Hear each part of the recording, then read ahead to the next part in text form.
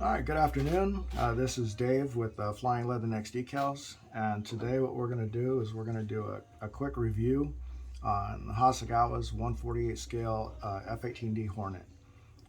As most of you are well aware, anyone familiar with the Hornet or any kits available for it, this kit's been around for quite a while. It was first released back in 1993, and until the kinetic kit came along, it was actually for lack of a better term, it was the gold standard in Hornet kits. Um, it still does hold its own. Like most kits, both the Hasegawa and the kinetic kit have their pros and cons. There are some aspects of the Hasegawa kit that are better than kinetics, and then there are several aspects of the kinetic kit that are better than Hasegawa's. Usually, like most other kits, it comes down to personal preference. Or in my case, I have several of the Hasegawa kits and I've got several of the kinetic kits, and I like them both. I'll eventually build them all, and on the shelf, you may be able to tell them apart, but at the end of the day, they're Hornets. A little bit of background about myself. I spent 22 years in the Marine Corps as an aviation ordnanceman, and almost all of that time was working on the armament equipment for the Hornet. It's an aircraft that I've been passionate about throughout my entire career and since I retired. The amount of research I've done in the aircraft, number of photos, measurements, you name it, I've probably got it on this aircraft. However, I completely understand that there are several modelers out there that this is a hobby. You just want to build a model, you want to have a nice replica of a particular aircraft on your shelf, and I totally get that. So what I'm going to do is I'm going to cover the kit, and I'm just going to cover the merits of the kit. I'm not going to go too in depth about all the inaccuracies. I will point out some minor details, and in subsequent videos when I actually build it, I'll point out and I'll mention things that you can do to correct it should you choose to. I'll also be showing off some of the aftermarket items that we have available in the Flying Leatherneck decal line that will help improve the look of the kit. As an aftermarket manufacturer, it is not right nor is it fair for me to review other manufacturers' products. However, I will mention them. We all have a place in this hobby, and while I can't directly promote competitors, so to speak, there's absolutely nothing wrong with me letting you know what else is out there and what you can get to help improve this particular kit. If all goes well, this will be the first of many kit reviews that will be similar. I will do my absolute best to keep them relatively short. And with that, let's go ahead and get started on the kit.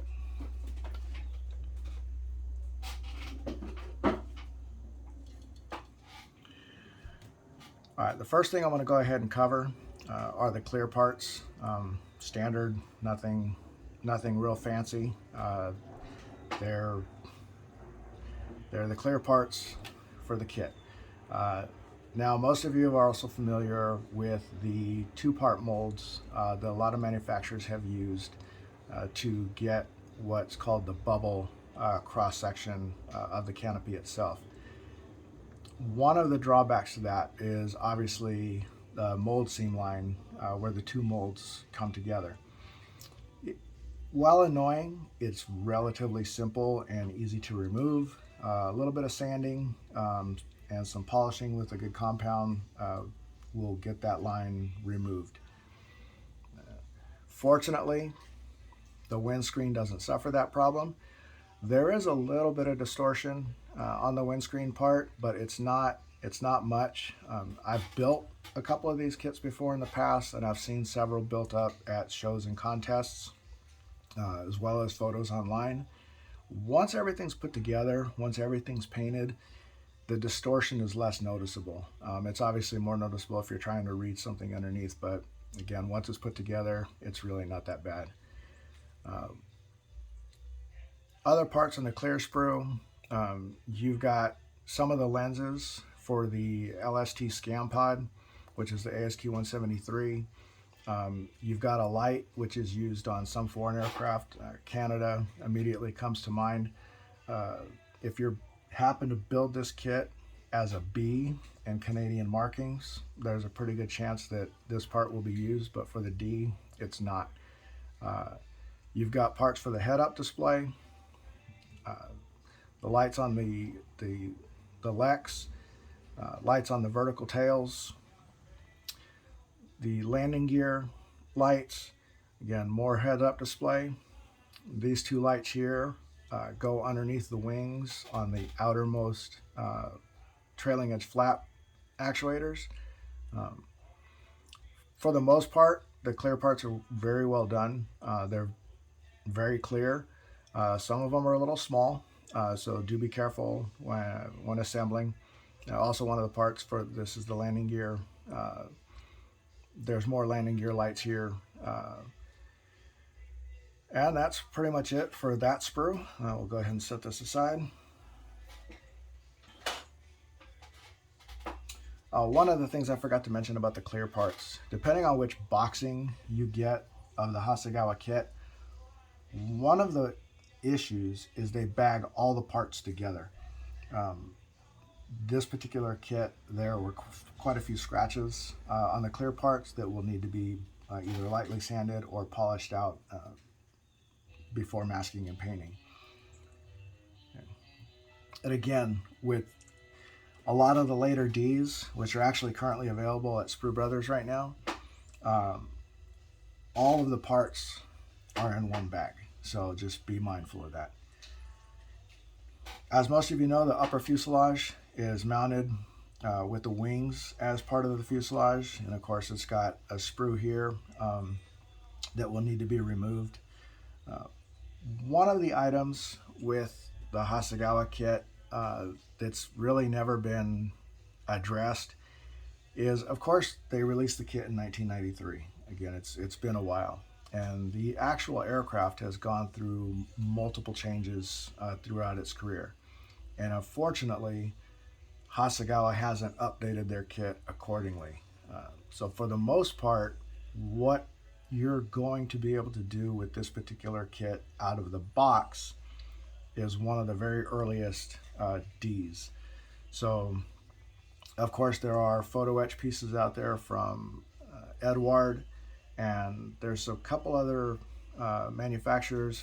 Fine Molds, for instance, has a photo etch part for these vents right here. They changed from the style that's on the kit to a more what's called like a herringbone style. Again, that's an easy correction, and to be quite honest with you, I've built a couple of these kits as late F-18Ds and didn't even bother. Again, I'm the type of modeler where I know a lot of the issues with particular kits. In most cases, I choose to ignore them. I have a few kits that I want to go all out and correct everything and fix everything. But over the years, I've changed my mentality about the way I approach models, and my biggest motivation now is just get them done and get them on the shelf. So again, when I actually start to build it, I'll make changes in some areas I won't. However, I will mention what could be changed and leave it up to you on whether or not you want to do it. Another issue with the Hasegawa kit, as you can see, they've got these sprue gates around the tip of the wing where the LAU 7 attaches to. Unfortunately, as nice as that is, and of course on this particular kit, fortunately both tips are intact. A lot of Hasegawa kits suffer from these parts being broken either during packing or shipping. A couple of things that have led me to believe that it happens after packing or during packing is the fact that I have actually bought brand new kits where all of the parts were sealed in the bag, and then this part was loose in the box. Either that or Hasegawa has a bunch of these laying around and know that they're going to get broken off, and they toss them in the box when they notice a broken part. That's purely conjecture. That's not based on fact. It's more just, it wouldn't surprise me if that's what's happening. All right, well, that's the upper fuselage. Let's go ahead and go to the next sprue.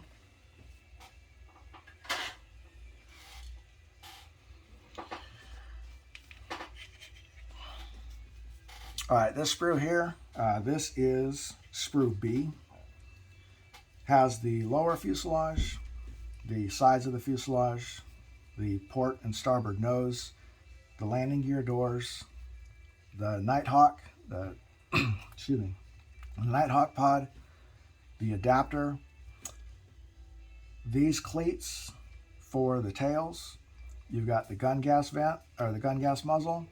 You've got a blank off for the Blue Angels aircraft, a couple of parts for the landing gear, and then the aircrew arms. Now, one of the things with the Hasegawa F-18D is, again, when they tooled this kit, I believe the first release was an F-18A. I'm going off of memory, but I believe the A was the first Hornet kit that they released in '91, I believe. On the bottom of the fuselage, let's see if I can get a good clear shot, and I apologize, this is the first time I've got this set up going like this. There's two antennae right here underneath the fuselage, actually underneath each intake. If you're building a D or a C, these antennae need to be removed. That's pretty much a no-brainer. These were not actually installed on any C and D aircraft. These are A and B aircraft only. So these right off the bat, make sure you remove those when building this kit as a D. One of the things that I made mention of earlier is the fact that both the Hasegawa kit and the Kinetic kit have pros and cons. One of the cons on the Hasegawa kit compared to Kinetic is that the port and starboard fuselage sides are separate from the bottom of the aircraft. That at times can cause a little bit of alignment issues. The fit can be a little bit finicky, whereas the Kinetic kit, it's all one piece. Of course, that in itself causes a couple of minor issues, but we'll address that when we actually get to the Kinetic kit. Another issue with this kit, because it was based on an A, and apologize again for the lighting, okay, these vents right here, okay, those vents there are correct for very early C's, A's, and B's. On the D, it was actually a screen mesh. Once again, there are photo etch corrections for this, and once again, in the Kinetic kit, they actually provide two different options, actually 3 or 4 different options for door 3, which is the door down here on the bottom, and it has the actual the mesh gun gas purge vents. So again, if building a D, you can either leave them with this early vent, or you can change it to the mesh.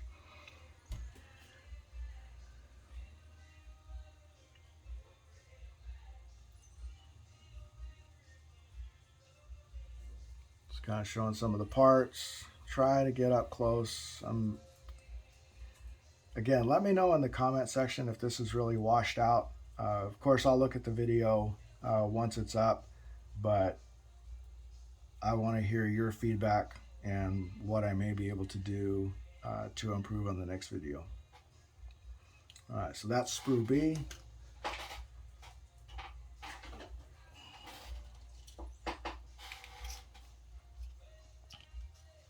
We're going to jump to Sprue K, just because I'm going in the order that they're stacked as they come out of the kit. This sprue has basically a bunch of different parts. Now there are 2 of these. There are 2 of these in the kit. The parts are identical. So You've got the Su-63 wing pylons, you've got the fuel tanks, you've got a Sprue 33 Ver. You've got the wheels, the main wheels, engine exhausts, the seat. You've got the sway braces, the sway brace pads for the Su-63s, the size of the ejection seat, Lao 7s, bunch of antenna, the trailing edge flap actuators, the pilot's helmet, sway braces for the Sprue 33, and then you've also got the sway brace pads for the Lao 116 on the side of the fuselage for when mounting AIM-7s, or now currently AIM-120s on the sides of the fuselage. The Lex fence, you got the pitot tube, the control stick for the cockpit, and you got the pilot here, and then a couple other things for the landing gear. Now, a couple of issues with the Hasegawa kit is the ejection seat that's included in the kit is the SJU-56. It represents basically the early ejection seat used on the Hornet. Shortly after Desert Storm, all of the F-18Ds with VMFA AW121 during Desert Storm had the SJU-56 installed. It was shortly after where the SJU-17 NACES ejection seat was introduced. So if you're building a Desert Storm aircraft, right out of the box, the ejection seats are correct. Every Delta, almost every Charlie later on in the career had the SJU-17 NACES, and we'll cover that in the aftermarket. There are two different exhaust pedals.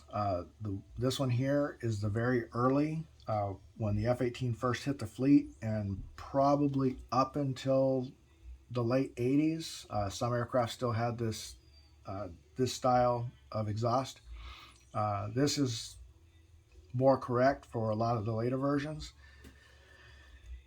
The Ver, again, correct for Desert Storm up until about 92, I believe 93, before the Seaver started being introduced, and that just provided a little bit more separation of whatever ordnance was hung on it. Wheels, main wheels, two parts. Nose wheel are single pieces.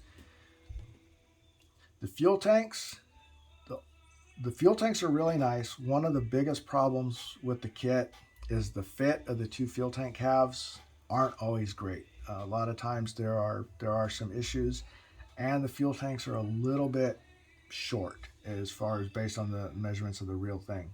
Again, most modelers don't care. I would bet that even more modelers don't even know, and we'll address this once we get into the build, and leave it up to you whether or not you feel it's worth fixing or just leaving alone. The other issue, it's not an issue.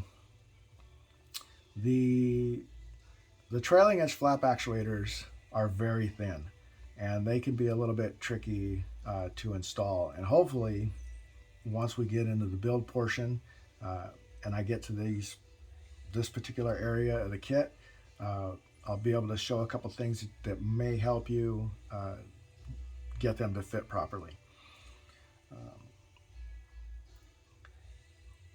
Another downside to the Hasegawa kit, again, going back to how long this kit's been available and the many changes to the aircraft, the UHF and VHF antennas are the straight early style, which almost all Deltas now, they have a much taller and swept back UHF and VHF antenna for the upper and lower fuselage.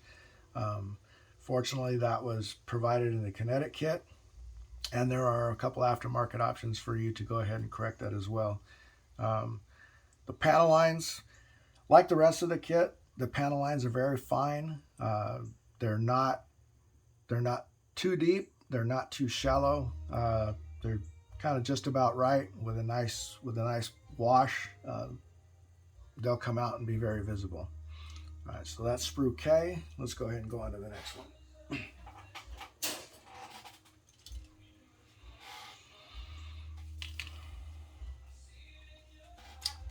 All right, with most Hasegawa Hornets, there's a few different sprues here. So this is J, this is D, and this is F.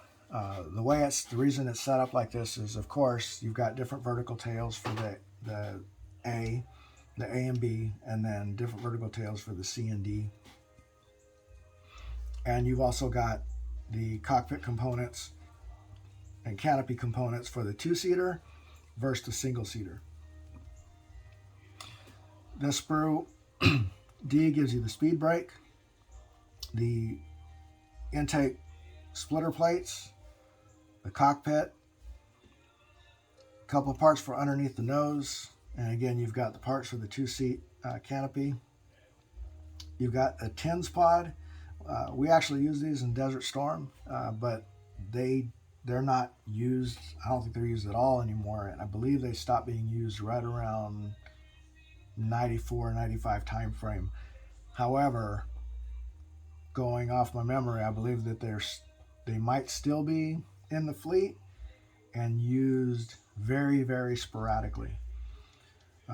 Tail hook, actuator for the speed brake. You've got the boarding ladder. The biggest downside to the boarding ladder is the way it is sprued up. I have never been able to get one of these off the sprue without breaking it. It's very poorly sprued up. Fortunately, Eduard has a photo etch boarding ladder in a couple of their sets, so that's an alternative. That's pretty much, you got the intakes. Another issue is Hasegawa is prone, not just on the Hornet kits, but several other kits, where you'll open the box and there'll be loose parts in the bags. Fortunately, the other intake was in the bag, so of course it's just like that. It's just the opposite side. All right, let's go ahead and go on to the next sprue. All right, this is actually the final sprue of the kit. What we've got is the bottom half of the wings.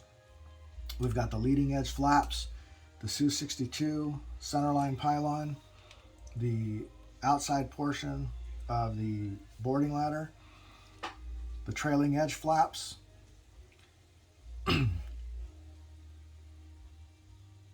these covers here are on the trailing edge, and then you've got the horizontal tails and the outboard actuators, again for the trailing edge flaps, and then the rudders. Two of the lights that I mentioned earlier, and I've actually seen these missed on several Hasegawa kits in the past, is there are two little notches here, and the lights go there. The port side they're painted red, starboard side they're painted green or blue, depending on which you prefer. And I didn't cover it in the other parts, but as old as this kit is, the ejector pin marks are relatively light. Of course, they're visible. With very few exceptions, it's almost impossible for manufacturers to get rid of ejector pin marks. It's one of those things that it's the way they get the kits out of the molds. They're not really, again, they're not that visible. There's a little bit of flash on that one. Flash is something I didn't talk about. It's very minimal. Most of the kits, I don't think I've ever owned a Hasegawa Hornet that had a lot of flash. It was right here, there's a little bit. Fortunately, once the trailing edge flaps are assembled and these are cut off and clean, the way they mount to the wings and the fuselage, if you happen to miss a little bit right here, it's not going to be noticeable. And you can see that flash Again, very easily removed. In fact, I can knock it out right here. You basically just take your X-Acto and it's gone. It shouldn't ruin your model building experience at all. So, all right, well, that is pretty much the kit. What I'm going to do is I'm going to cover a couple of other items on it, and then I'm going to go over some of the aftermarket that we've released for this kit, as well as touch up on some aftermarket that's available from other manufacturers. So let me go ahead and get this Sprue back in the box, and I'll pull off a couple other parts, and then we'll move forward.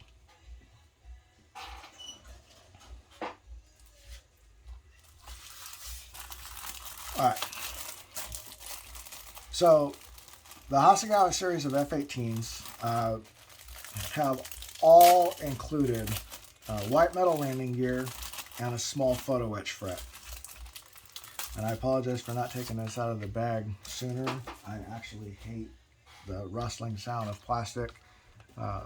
That's why all the parts were loose beforehand. The white metal landing gear,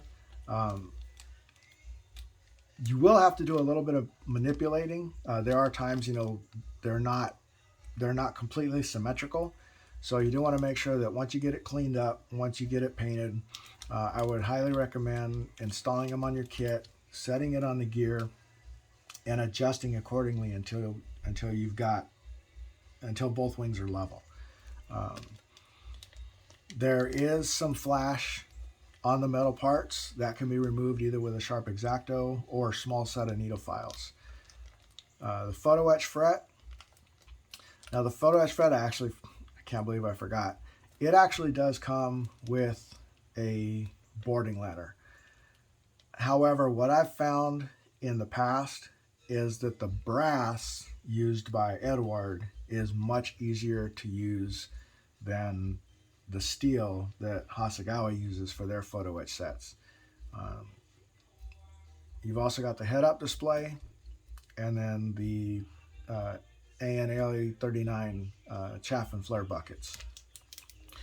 And then this part goes inside the landing gear. And to be quite honest with you, I have never used that part. It's always just gone in the trash with a handful of Hornet kits that I've built. So there's a good close-up of the photo etch fret and then the white metal landing gear. Now, there are alternatives to the landing gear that are included in this kit. And to be quite honest with you, I would just stick with the landing gear that's provided in the kit. There is nothing out there that is in any way superior to what comes in the box. It's quite honestly just an expense that doesn't need to be made. So these will suffice. A little bit of detailing, some wire, and you can actually make these things look really, really nice. All right.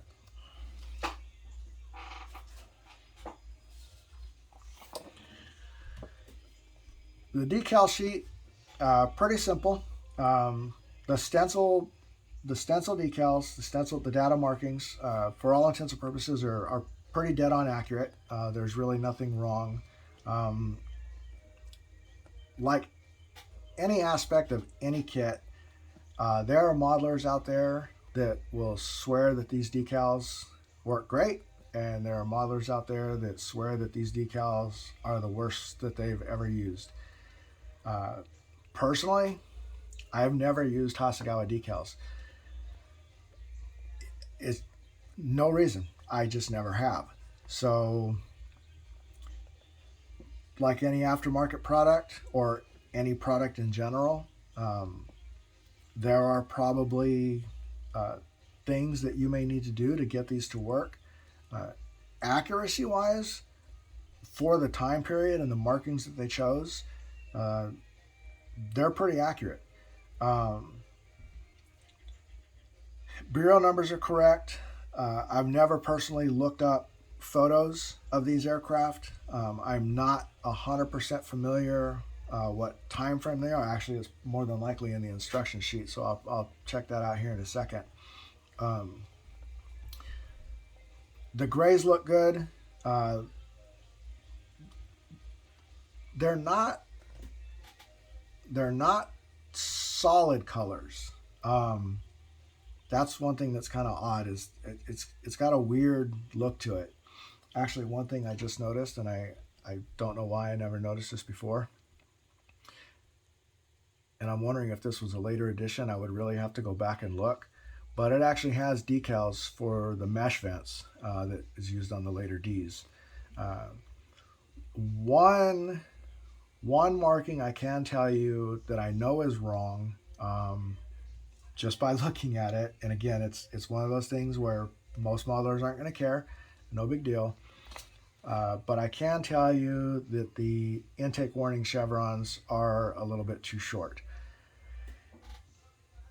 Owning and operating Flying Linux decals, I am working on the Hornet for as long as I did.